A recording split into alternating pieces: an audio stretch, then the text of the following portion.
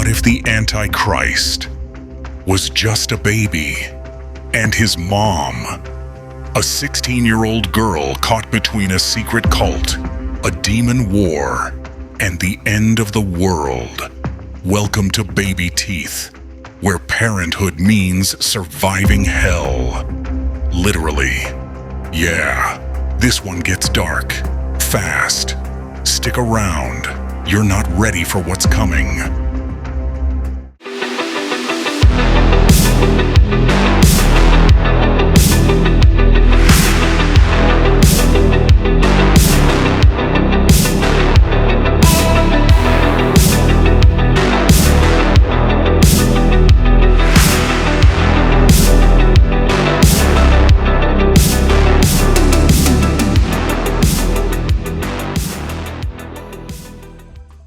Hello, Agents. Thorne Bishop here, and today we're diving deep into one of the most underrated horror gems in comics, Babyteeth by Donny Cates and Gary Brown.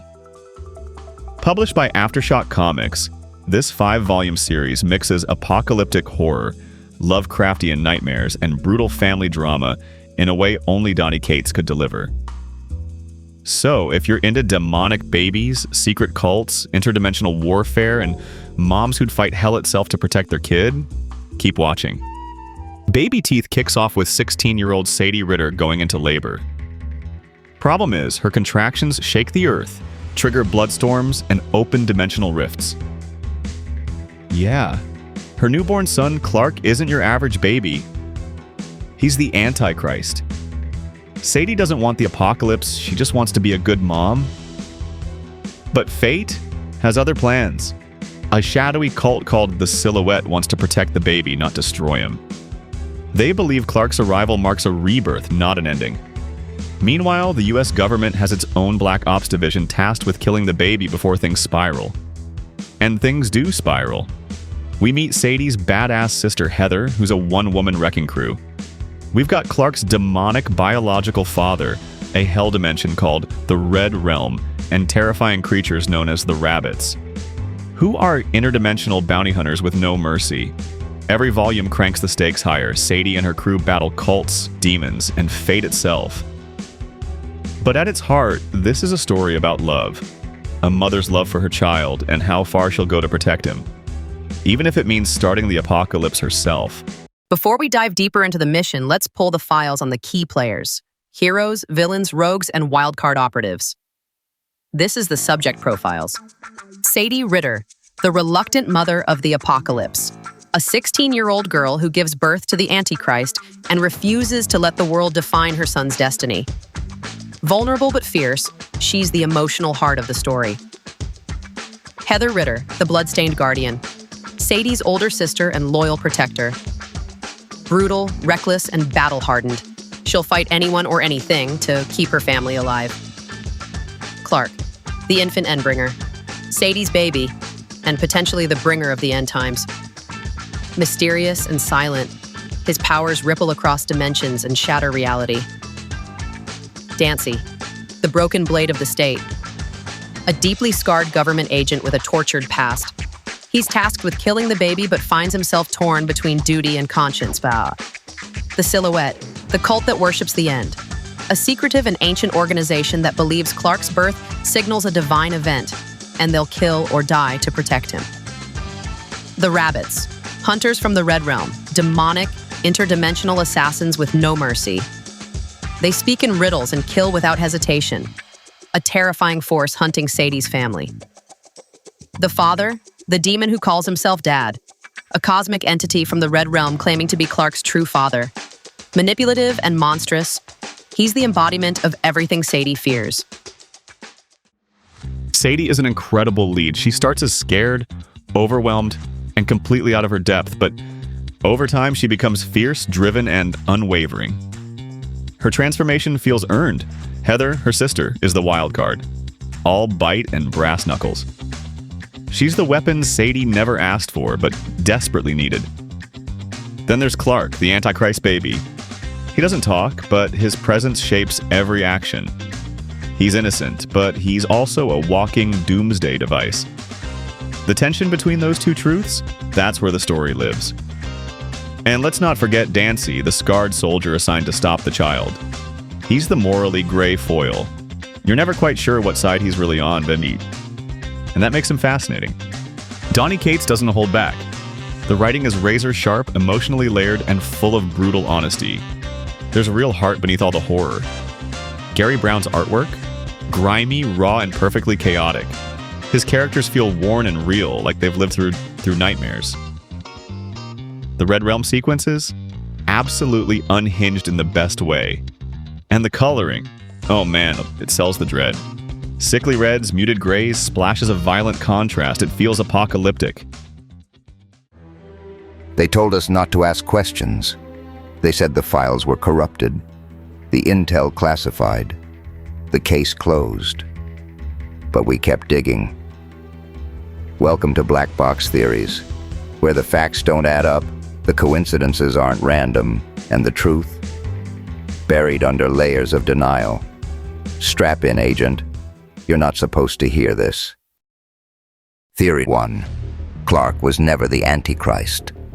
Classification: high speculation. Clark may not be the biblical Antichrist, but a misunderstood cosmic balancing force. His powers might have been twisted by human fear and myth, while his true destiny is to reset a fractured reality and prevent something even worse. Evidence: Sadie's unshakable belief in his innocence. The silhouette treating him as a savior, not a destroyer. The Red Realm treating him as a threat, not a prince. Theory number 2. Sadie is the true catalyst. Classification: theological paradox. Clark might not be the trigger for the apocalypse. Sadie might be. Her intense emotional bond, divine pregnancy, and maternal protection could be the spark that awakens cosmic forces far beyond her son's control. Evidence: the earthquake during childbirth, her strange immunity to Red Realm energy, repeated references to her being chosen or singular. Theory number 3. Heather is already dead. Classification: occult conspiracy. Heather may have died off-page early in the story and was unknowingly resurrected or possessed by a Red Realm entity. Her extreme violence and pain tolerance suggest she may not be fully human anymore. Evidence: her near supernatural survival in multiple battles, her emotional numbness in key scenes, subtle references from other characters to her being different. Theory number 4. The silhouette is farming. Clark. Classification: cult infiltration. The silhouette cult may not be protecting Clark. They're harvesting him.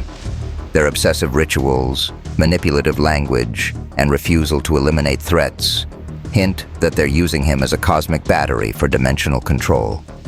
Evidence: their secrecy about his purpose, their refusal to help close the Red Realm, the unclear morality behind their protection. Theory 5. The Red Realm is Earth's future classification, temporal anomaly. The Red Realm may not be a separate world. It could be Earth in the future, decayed by Clark's unleashed energy. Sadie and Clark could be stuck in a time loop, destined to relive this cosmic tragedy until they choose differently. Evidence: the father's familiarity with Earth, human ruins and artifacts found in the Red Realm, Sadie's repeating visions of cities burning. Babyteeth builds a world that feels grounded, and then rips it apart. It starts small: a teenager, a pregnancy, a secret. But with each issue, it grows into a mythos of interdimensional warfare and ancient prophecy. The tone? Relentlessly grim, but hopeful. It doesn't flinch from horror, but it never loses sight of love, loyalty, and survival. This isn't just horror for horror's sake. Babyteeth tackles the fear of motherhood, the weight of destiny, the corruption of power, and the idea that innocence can exist even in the darkest circumstances. There's a constant theme of duality: mother and monster, birth and destruction, love and apocalypse. This book dropped right when horror comics were making a serious comeback. Think Gideon Falls, Redneck, The Immortal Hulk. But Babyteeth carves its own lane. It's not about slow burn mystery or gore fests. It's intimate, personal, terrifying in a way that hits home. Fans of The Omen, Rosemary's Baby, or even Buffy the Vampire Slayer will find a lot to chew on here. But Cates flips the script. Instead of fearing the child, we protect him. If Sweet Tooth had a blood-soaked twin raised by a shotgun-toting aunt, you'd get Babyteeth. Some intel doesn't belong in the open. When a story gets too twisted, too dangerous, or just too damn weird, we file it under Red. This is the Red Files: classified content, high-risk statistics, and the kind of secrets you don't unsee once exposed. Proceed with caution, Agent. Red File number 1, Birthquake. Sadie's labor literally triggered a magnitude 7 earthquake, the first sign that her baby wasn't just special. He was world-breaking. Red File number 2, the title was a warning. Donny Cates named the series Babyteeth as a metaphor for growing pains and first bites, both for the baby and the world itself. Red File number 3, Secret Cameo. The Silhouette's leader has a name that mirrors a deep-cut demon reference from ancient Babylonian mythology, subtly tying Clark's origin to real-world lore. Red File 4, in the Red Realm, time breaks. The Red Realm doesn't obey time. That's why characters age strangely, visions appear from the future, and echoes of people exist who were never born. Red File number 5, Unscripted Horror. Artist Gary Brown improvised several of the Red Realm's most terrifying designs, including the rabbits, without scripted description, just raw creative instinct. Red File number 6, No True Ending. The series ends ambiguously because Cates intentionally wanted to leave room for multiple interpretations, including fan theories about loops, false prophecies, and cosmic resets. All right, agents, intel has been gathered, dossiers reviewed, and it's time to declassify the best of the best. Welcome to the awards segment, where we spotlight the operatives, wild cards, and game-changing moments that made this mission unforgettable. Let's hand out some top secret honors. The top operative award goes to Sadie Ritter.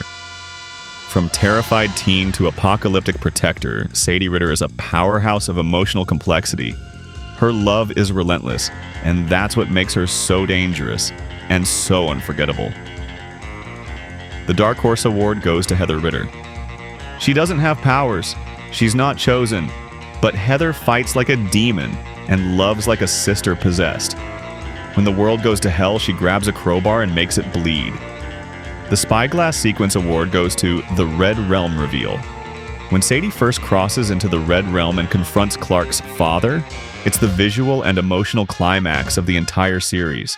Reality shatters, stakes explode, and we realize there's no turning back. All right, agents, let's wrap this up. Strengths: sharp writing, vicious pacing, emotionally grounded characters, a rich, horrific mythos wrapped in real-world heartache. Weaknesses: the ending may feel a bit rushed. Some side characters could have used more time to shine. And yeah, this book gets weird. Not everyone will vibe with its brand of horror fantasy. Who's it for?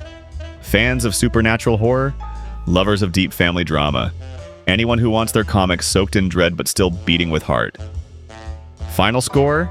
8.5 out of 10. A chilling, heart-wrenching ride through motherhood, monsters, and the end of the world. Highly recommended. Did Babyteeth shake you up like it did me? Drop your theories and favorite moments in the comments. Don't forget to like, subscribe, and hit that bell so you never miss another classified comic drop. This is Thorne Bishop signing off from Top Secret Inc. Keep reading, and don't trust the guy in the goat mask.